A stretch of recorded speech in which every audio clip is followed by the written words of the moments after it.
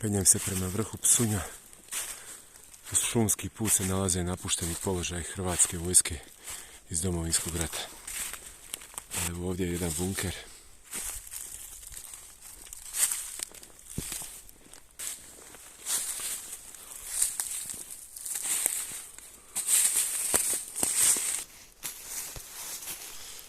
Evo još jedan položaj. Vrijeme je učinilo svoje. Jedva se razaznaje od otpalih grana, od lišća, a dijelom je i zatrpan zemlju.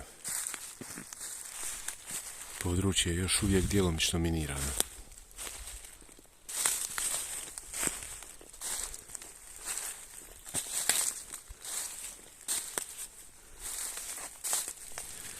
Ispred mene je još jedan položaj.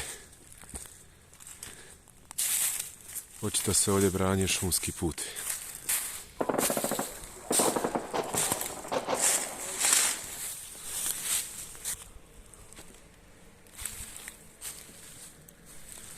Ovdje imamo do sad najbolje očuvani bunker.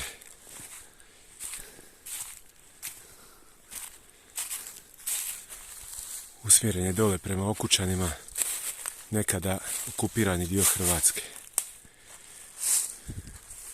Ovim položajima se branio put i pristup vrhu Psunja, strateški važnom položaju. Ovdje se branila i obranila Hrvatska.